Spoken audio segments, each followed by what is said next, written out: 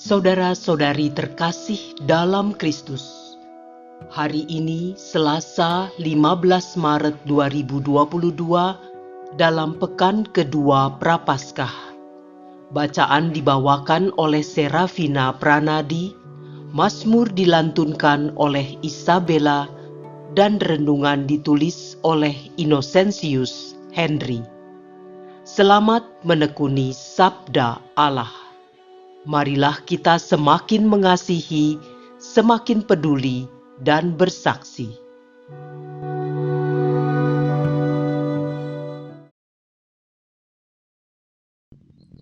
Bacaan dari Kitab Yesaya, bab 1 ayat 10 dan ayat 16 sampai dengan ayat 20.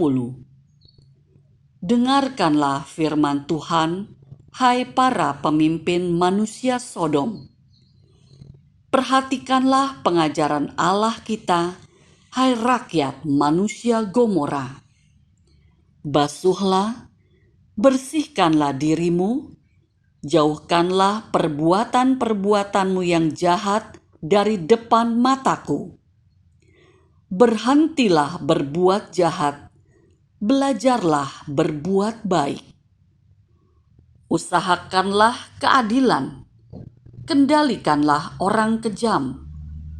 Belalah hak anak-anak yatim, perjuangkanlah perkara janda-janda. Lalu kemarilah dan baiklah kita berperkara, firman Tuhan. Sekalipun dosamu merah seperti kirmisi, akan menjadi putih seperti salju. Sekalipun berwarna merah seperti kain kesumba, akan menjadi putih seperti bulu domba. Jika kamu menurut dan mau mendengar, maka kamu akan memakan hasil yang baik dari negeri ini. Tetapi jika kamu melawan dan memberontak, maka kamu akan dimakan oleh pedang. Sungguh, Tuhan sendirilah yang mengucapkan ini. Demikianlah sabda Tuhan.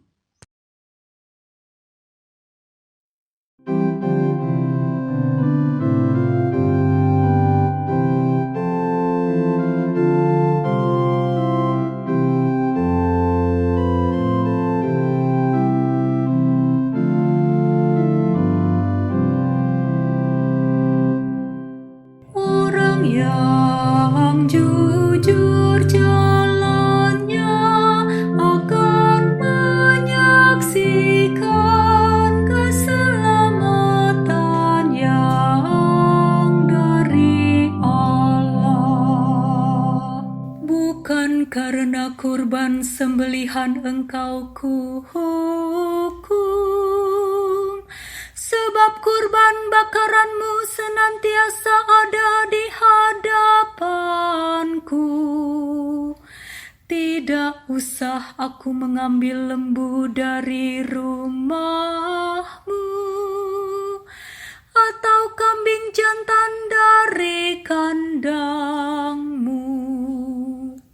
Orang yang jujur jalannya akan menyaksikan keselamatan yang dari Allah.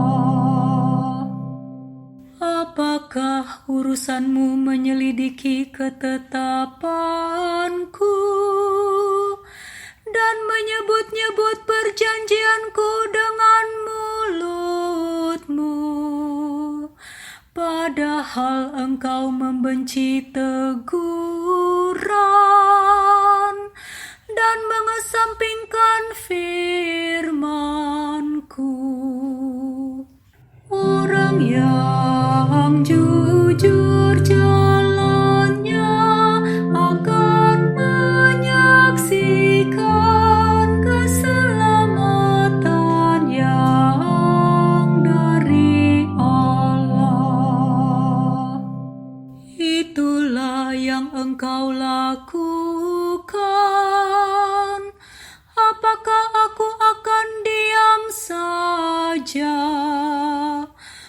Apakah kau kira aku ini sederajat dengan engkau? Aku menggugat engkau dan ingin berperkara denganmu. Orang yang jujur jalannya akan menyaksikan keselamatan yang dari Allah.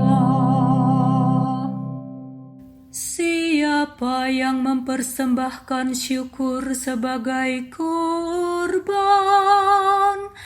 ia memuliakan Daku. Dan siapa yang jujur jalannya akan menyaksikan keselamatan dari Allah. Orang yang jujur jalannya akan menyaksikan keselamatan yang dari Allah.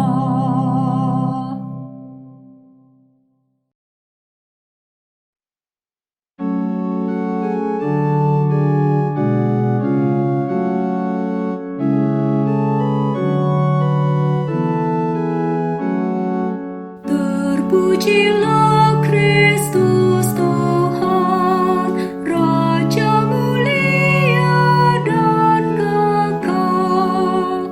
Buanglah daripadamu segala durhaka yang kamu buat terhadapku, dan perbaruilah hati serta rohmu. Terpujilah Kristus Tuhan, Raja mulia dan kekal. Inilah Injil suci menurut Matius bab 23 ayat 1 sampai dengan ayat 12. Sekali peristiwa, berkatalah Yesus kepada orang banyak dan murid-muridnya, ahli-ahli Taurat dan orang-orang Farisi telah menduduki kursi Musa. Sebab itu, turutilah dan lakukanlah segala sesuatu yang mereka ajarkan kepadamu. Tetapi janganlah kamu turuti perbuatan mereka, karena mereka mengajarkan tetapi tidak melakukannya. Mereka mengikat beban berat, lalu meletakkannya di atas bahu orang, tetapi mereka sendiri tidak mau menyentuhnya. Semua pekerjaan yang mereka lakukan hanya dimaksud supaya dilihat orang.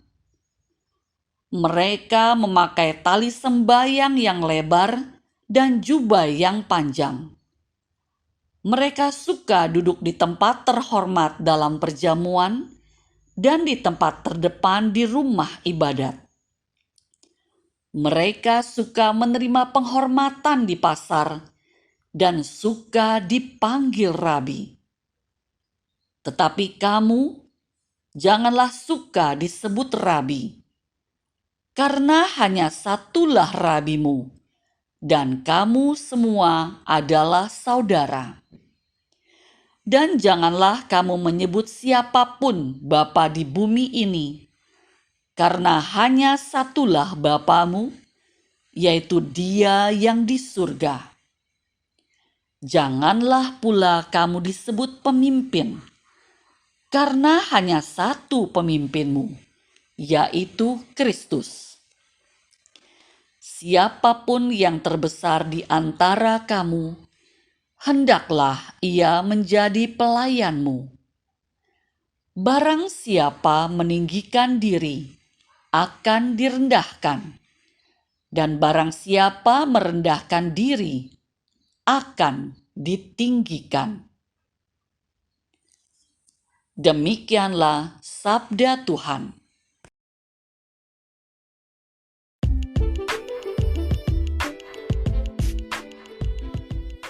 Buah dari pertobatan. Renungan dibawakan oleh Innocentius Henry.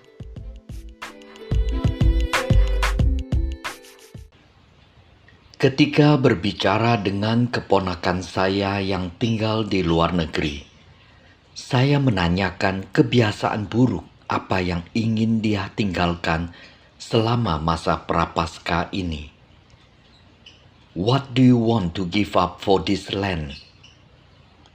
Dia menjawab ingin mengekang kebiasaan bermain games di gadget dan lebih tekun belajar. Nanti menjelang Paskah, saya akan menanyakan dia lagi apakah dia berhasil. Melalui Nabi Yesaya, bangsa Yehuda diperingatkan dengan sangat keras untuk segera bertobat dan kembali kepada Allah. Walaupun dosa mereka semerah kirmizi, akan diubah kembali menjadi putih seperti salju.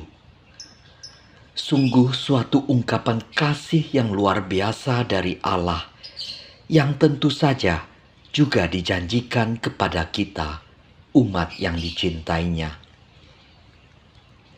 Dari literatur didapati, warna kirmizi diperoleh dari serangga kecil yang hidup di kawasan sebelah timur Laut Tengah. Warna ini merupakan warna yang tahan lama, pantang luntur. Maka arti dosamu yang merah seperti kirmizi akan menjadi putih seperti salju. Seperti yang tertulis dalam kitab Nabi Yesaya di atas, tentu menjadi sangat fenomenal maknanya. Bagaimana mungkin warna yang tahan lama itu berubah menjadi putih seperti salju? Kuncinya ada pada pertobatan dan sikap berbalik untuk melakukan kebaikan seperti yang telah diserukan oleh sang nabi. Untuk menjalankan pertobatan kita, Yesus memberi contoh tentang orang Farisi dan ahli Taurat yang sangat tahu dan mengenal hukum Taurat, tapi dalam pelaksanaannya, motivasi mereka sering menyimpang. Banyak pekerjaan yang mereka lakukan hanya untuk dilihat dan dipuji orang, bukan dengan tulus untuk memuliakan Allah. Lebih dari itu semua, Yesus adalah teladan sempurna, di mana Dia telah mengosongkan diri, mengambil rupa seorang hamba, dan menjadi sama dengan manusia. Dan dalam keadaan menjadi manusia, Dia telah merendahkan dirinya dan taat sampai mati. Filipi bab 2 ayat 7-8. Bagaimana dengan kita sendiri? Seringkali seperti orang Farisi dan ahli Taurat, dalam kehidupan sehari-hari, kita terlalu sibuk mengejar apa yang kita inginkan. Bahkan bisa saja motivasi untuk dilihat dan dipuji orang itu pun menyusup dalam diri kita. Di sisi lain, kita hampir tidak pernah mengucap syukur atas semua yang telah kita dapatkan. Bahkan kita lupa dan kurang peka memperhatikan lingkungan sekitar kita, di mana masih banyak yang mengalami kekurangan, tersingkir, dan berkebutuhan khusus. Dimanapun kita berkarya dan melayani, di rumah sebagai kepala atau anggota keluarga, di tempat kerja sebagai pimpinan atau staf, di gereja, di komunitas kita masing-masing, kita diajak untuk melayani lebih dengan rendah hati dan menyelaraskan firman Tuhan dengan perbuatan kita. Allah selalu mengampuni kita oleh karena belas kasih-Nya yang tak terhingga. Maukah kita mengampuni orang lain dan boleh menjadi berkat bagi orang lain? Korban sembelihan yang berkenan kepada Allah ialah jiwa yang hancur, hati yang patah, dan remuk tidak akan kau pandang, ya Allah. Marilah berdoa. Bapa yang Maha Rahim, kuatkan dan teguhkanlah tekad kami untuk menjalani masa Prapaskah dengan pertobatan yang semakin memurnikan kami, sehingga kami boleh setahap demi setahap semakin menyelaraskan firman-Mu dengan perbuatan yang berkenan kepadamu dan berguna bagi sesama. Amin.